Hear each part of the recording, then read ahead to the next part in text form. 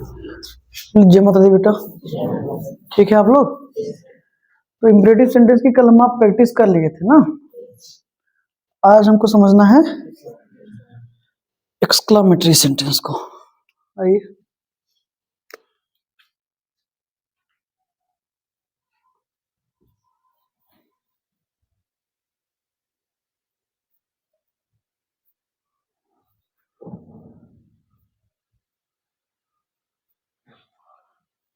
ठीक है। लास्ट में मार्क ऑफ एक्सक्लेमेशन आपको मिलेगा पंक्चुएशन के तौर पे, ठीक है ना।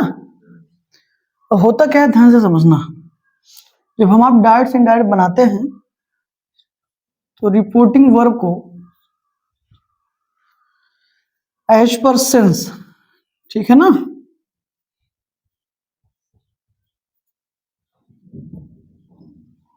एज पर सेंस का मतलब ये है कि रिपोर्टेड स्पीच में एक सेंटेंस लिखा गया होगा, ठीक है। उसका सेंस क्या आ रहा है, मतलब उसमें कोई खुशी की बात है, कोई दुख की बात है, किसी आश्चर्य की बात है, सरप्राइज की बात है, राइट, या कोई पछतावा है, रिग्रेट, ठीक है ना। तो उसके बेसिस पर रिपोर्टिंग वर्ब जो आपकी चेंज होगी वो सबसे पहले आप एक्सक्लेम्ड लिख देंगे, ठीक है। क्या लिख देंगे, एक्सक्लेम्ड, और इसके बाद आप लगा देंगे विद। क्या लगा देंगे, विद, ठीक है ना। अब इसके बाद अगर आपको लग रहा है कि सेंटेंस में कोई खुशी वाली बात है तो क्या कर देंगे आप, एक्सक्लेम विद जॉय कर देंगे, रिपोर्टिंग वर्ब चेंज करके, ठीक है।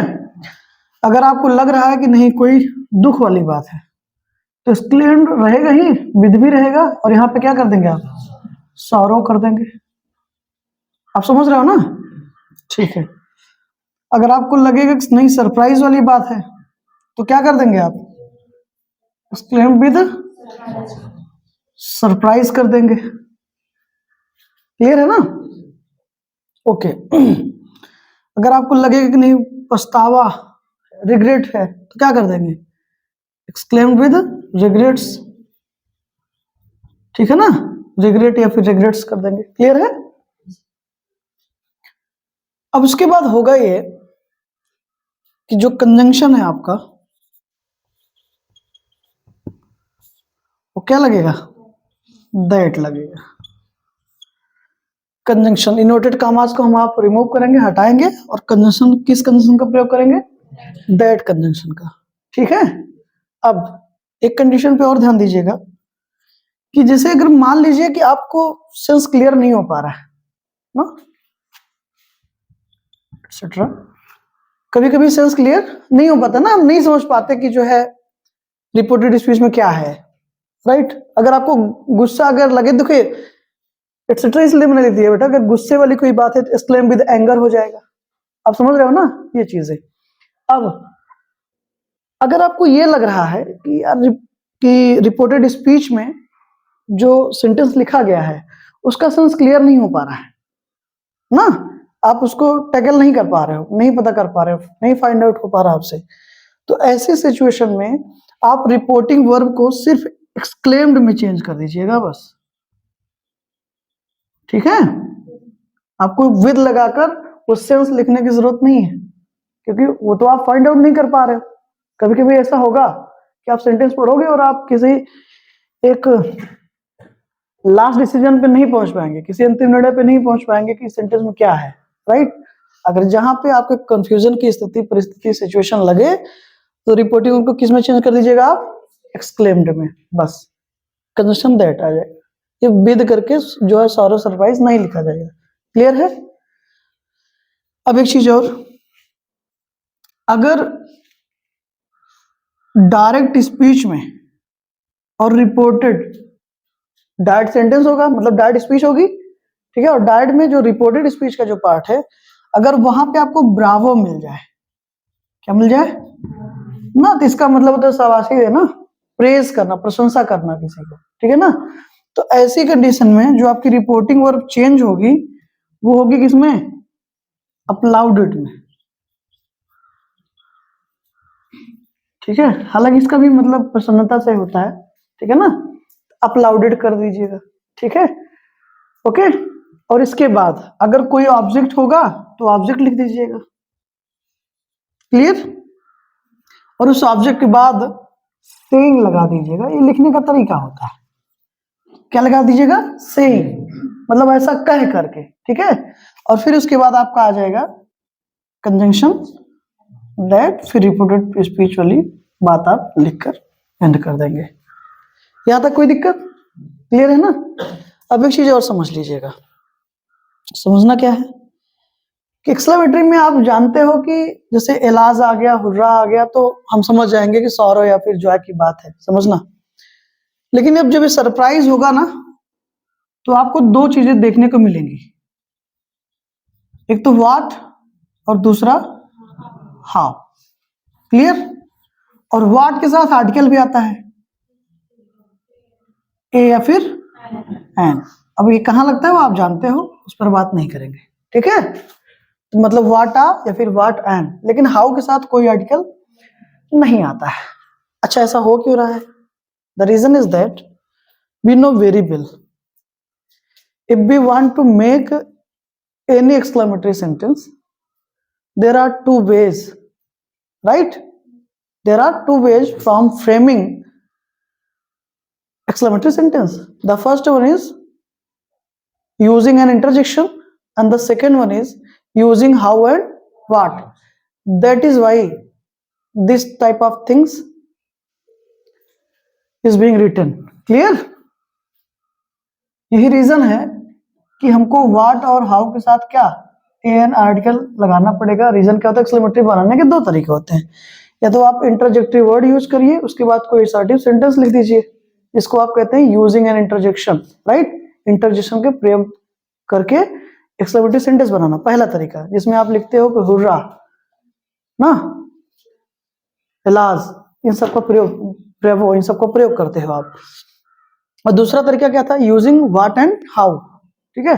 तो जब, अच्छा, व्हाट और हाउ तब आएगा मैक्सिमम नंबर ऑफ केसेस में, हमेशा वो क्या शो करेगा? सरप्राइज, ठीक है ना। तो इस व्हाट को इनडायरेक्ट बनाते समय फिर ध्यान से सुन लेना,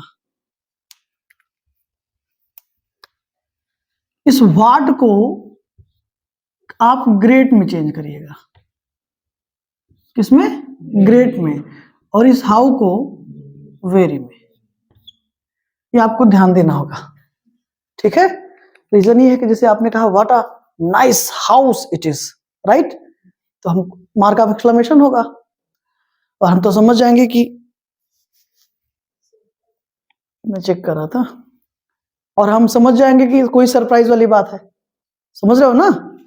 लेकिन अब जब हम आप इनडायरेक्ट बनाएंगे तो सेंटेंस तो हमारा असर्टिव बनना है, तो उस व्हाट या हाउ की कमी को पूरा कौन करेगा? क्योंकि जो, देखो, जो सेंस डायरेक्ट का होता है सेम वही सेंस किसका आएगा? इनडायरेक्ट का भी वही होगा, बस कुछ हेर फेर अदला बदला कर देते हैं, बस इतना ही होता है। लेकिन अब इसका मतलब ये नहीं कि हम पूरा डायरेक्ट में बात कर रहे थे, आम क्यों डायरेक्ट में कर दिए भूसा की, ऐसा कुछ नहीं है।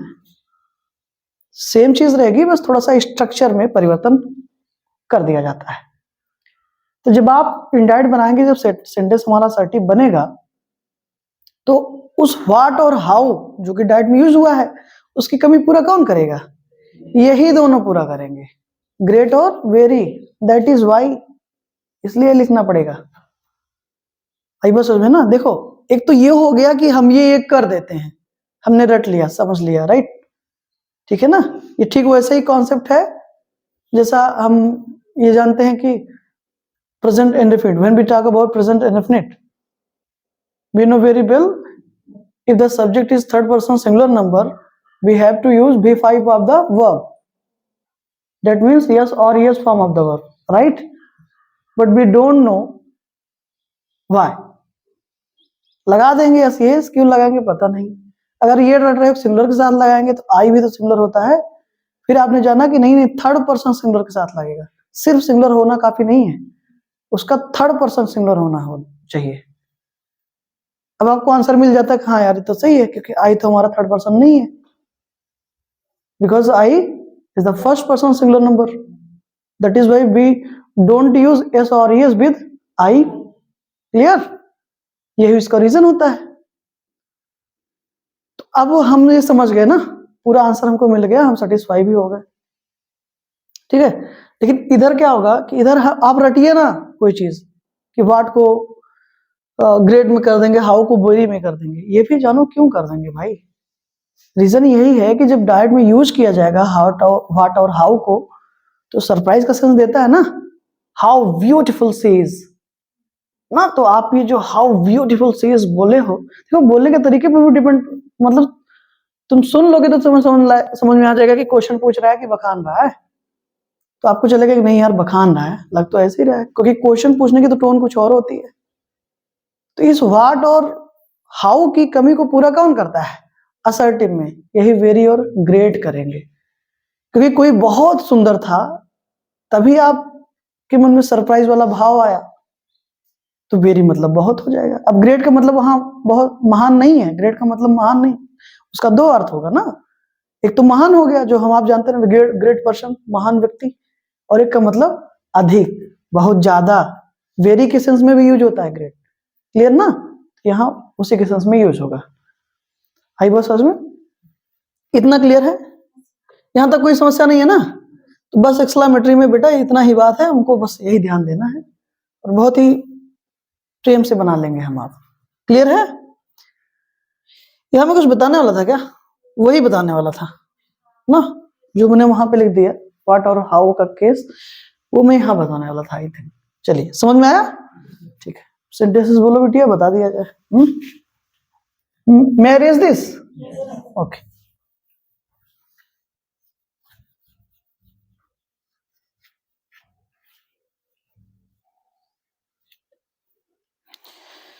बोलो बेटा।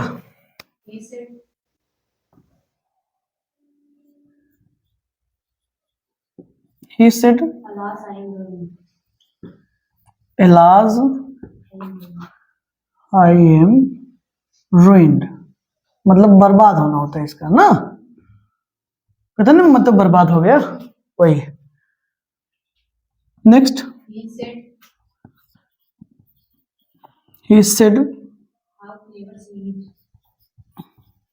how clever she is, clear ना, ओके। नेक्स्ट बेटा, he said, what a fool, FOOL, हाँ, ओके,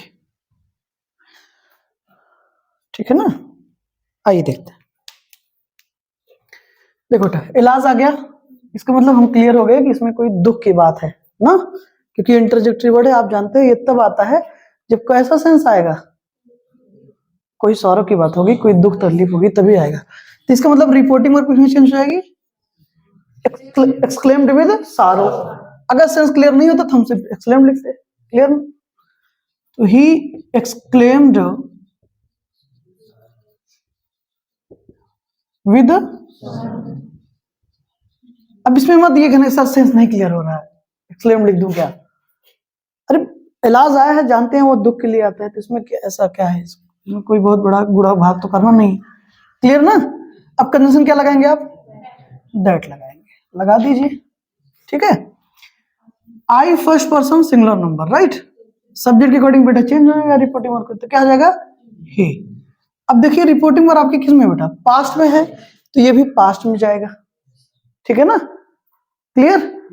तो अब आप जानते हो अगर ये प्रेजेंट में है, जिस प्रेजेंट में उसी के पास्ट में जाएगा, सिंपल प्रेजेंट है सिंपल पास्ट में जाएगा, तो आई के साथ सिंपल प्रेजेंट में एम लगता है, और ही के साथ सिंपल पास्ट में क्या लगेगा, वॉज लगेगा, क्लियर। तो क्या हो जाएगा, that he was ruined, clear, okay. अब इसको आइए देखते हैं, sorry, how clever she is ना, मतलब कितनी चालाक है वो, राइट। तो ही क्या होगा, एक्सक्लेम्ड विद, सरप्राइज वाली बात है ना, लिख दो। सही है प्रियंका, देखते रहे ना, सही है बेटा, नो प्रॉब्लम, क्लियर है ना, कोई दिक्कत? ठीक है, अभी यहाँ पे सेंस क्लियर नहीं होता तो हम सिर्फ एक्सक्लेम्ड रखते बस, ठीक है। तो ही एक्सक्लेम्ड या फिर ही एक्सक्लेम्ड विद सरप्राइज, कंजन क्या आएगा? दैट। सी थर्ड पर्सन है, चेंज नहीं होगा, तो हमने सब्जेक्ट लिख दिया। अब हाउ किसमें चेंज होता है? वेरी में बताया गया था ना, तो क्या हो जाएगा? सी। अब देखो रिपोर्टिंग किसमें है बेटा? पास्ट में है, तो वही पास्ट में जाएगा, तो इसका पास्ट क्या हो जाएगा? Was. That she was. How change होगा किसमें? वेरी में, तो क्या हो जाएगा? वेरी। और क्लेवर का क्लेवर। क्लियर प्रियंका? ओके, यहां पे आप देखिए ही, ठीक है। अब देखो कह रहे कि what a fool I am ना। अच्छा, कभी आप कहते हो यार कितना बड़ा मूर्ख हूं मैं भाई, जब चूना लग जाता है तब ना, मतलब कोई आपको बुद्धू बना गया, फिर आप कहते रहे गजब यार, हाँ। और तो आप जानते ही हो दुनिया मूर्ख बनने के लिए बेटा तैयार है, बस बनाने वाला चाहिए। रीजन, पानी हर जगह फ्री में था, किसी ने दिमाग लगा दिया, बॉटल में भर के बेचो यार, क्या दिक्कत है? समझ में आ रही बात ना? तो बिकने लगा पानी, है कि नहीं? और उस पर देखो एक्सपायरी डेट लिखी होती है, तो पानी की थोड़ी होती है, उस बॉटल की होती है, जो प्लास्टिक बैग होता है ना, वो प्लास्टिक बॉटल उसकी, और पता नहीं कितने महीने से रखा गया है, बड़े चाव से पीते हैं भैया, आई वांट बिस्लेरी, नल का पानी नहीं पियेंगे, मतलब थोड़ा सा दिखाना है ना कि पैसा है मेरे पास। पढ़िएगा, एक सर्वे आया जल्दी में, उसमें शायद ये बताया जा रहा है कि ये जो पैकेज्ड चीजें हैं, चाहे वो पानी हो चाहे खाने वाली चीजें, वो अच्छी नहीं है, सेहत के लिए बहुत हानिकारक है। तो हमारे आपके पास जो नल और कुआं का जो शुद्ध पानी है, उससे बेहतर कुछ नहीं है, ठीक है ना? उसमें सब कुछ है जो इस शरीर को चाहिए, तो एंजॉय करिए, हाँ? हम आप लम्हों में हैं, मुस्कुराइए। क्लियर है बेटा ना? तो ये तब होता है जब हम ये, हमारे अंदर कोई पछतावा वाला भाव हो ना, पछता रहे हैं किसी बात पर, कोई बुद्धू बना गया हमको, मूर्ख बना गया, राइट? तो क्या करेंगे? ही एक्सक्लेम्ड विद रिग्रेट ना, क्लियर? कंजंक्शन क्या आएगा? दैट लगा दीजिए। आई कौन सा पर्सन है? फर्स्ट पर्सन, सब्जेक्ट के अकॉर्डिंग बेटा चेंज हो जाएगा, तो क्या हो जाएगा? ही। रिपोर्टिंग और पास्ट में है तो ये भी पास्ट में जाएगा, तो क्या लग जाएगा? वॉज। Very good. व्हाट किसमें चेंज होगा? बोलो, ग्रेट में, तो क्या जगह? ही वॉज अ, आर्टिकल लगा है देख लो, ग्रेट फुल। सही है, कोई दिक्कत? समझ में आ रहा है ना? ठीक,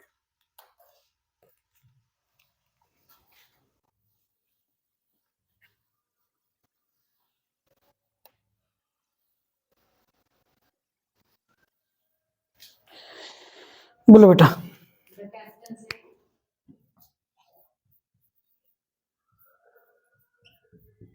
the captain said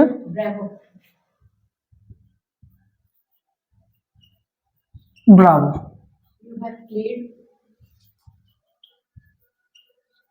You have played well. Okay. Next. They said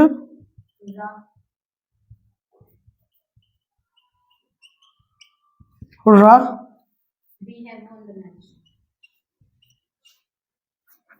we have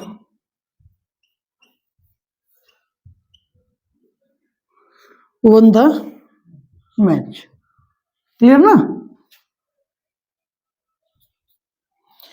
देखिए आप, अब देखो बेटा, ब्रेवो आ गया ना, रिपोर्टिंग वर्ब अपलोडेड में चेंज हो गई, ठीक है, ओके। अब देखो सेकंड पर्सन आया है, but we don't have reporting verbs object. तो ऐसे सिचुएशन में क्या करते हैं, यहाँ पे बेटा अगर आप हिम मानोगे तो ही आएगा, देम मानोगे दे आएगा, मी मानोगे आइएगा। समझ में आ रहा है ना? तो यहाँ पे जो भी आप ऑब्जेक्ट मान रहे हो उसको इनडायरेक्ट में हम लिखते चलेंगे। क्लियर? तो हमने क्या कर दिया, द कैप्टन। क्लियर? अपलाउडेड, रिपोर्टिंग किसमें होगी बेटा, अपलाउडेड ना। अब हिम मान लेते हैं, हिम आगे सिंग लगा दिया हमने, यानी कि ऐसा कहते हुए, राइट। सिंग का मतलब ये है, या क करके सिंग, कंजंक्शन क्या आ गया बेटा, दैट। कोई कंफ्यूजन? अब देखिए आप, ये सेकंड पर्सन है और ऑब्जेक्ट हमने देखिए मान लिया है क्या, हिम। तो इस सब्जेक्टिव केस है ना वो, तो इसका सब्जेक्टिव केस लगाएंगे हम, क्योंकि कंजंक्शन के बाद हमको सब्जेक्ट चाहिए, लगा दिए बेटा। रिपोर्टिंग किसमें है, पास्ट में, यू हैव प्लेड वेल, आपने बहुत अच्छा खेला है। प्रेजेंट परफेक्ट तो किसमें कन्वर्ट होगा, पास्ट परफेक्ट में, हैड प्लस V3 तो क्या हो जाएगा बेटा, he had played well. Clear? कोई दिक्कत? ओके। इसको देखिए, हुर्रा लगा है ना, यानी कि जॉय वाली बात है। आप हैप्पीनेस भी कर सकते हो, no problem. They exclaimed with joy. Clear? They exclaimed with joy. अब तुरंत क्या लगाएंगे आप, बोलो, लगा दो। फर्स्ट पर्सन है, सब्जेक्ट अकॉर्डिंग बेटा चेंज होगा, ठीक है ना। तो क्या आ जाएगा, अब ध्यान देना, ये भी प्लूरल नंबर है, ये भी प्लूरल नंबर है, तो कोई समस्या वाली बात नहीं है। अब देखो, अगर बेटा यहाँ पर ही होता तब भी हम दे लिखते, क्यों, क्योंकि ये प्लूरल नंबर है और यहाँ singular number, plural number remove करोगे तो प्लूरल ही आएगा। अगर यहाँ पर ही रहता तब भी वहां हमको दे लिखना पड़ता ना, क्योंकि ही थर्ड पर्सन सिंगुलर नंबर है और थर्ड पर्सन प्लूरल नंबर एक ही होता है, कौन, दे, प्रोनाउन में। तो यहाँ पर दे हमको मिल गया तो हम दे लिख देंगे। क्लियर है ना? अब देखिएगा, रिपोर्टिंग वर्ब पास्ट में है plus V3, present perfect, past perfect had plus V3 तो क्या हो जाएगा, they had one the match. कोई दिक्कत? क्लियर है ना? ओके, इरेज कर दो इसको। एक बात याद आ रही है, वो सोचिए, थोड़ा सा बताते हैं आपको।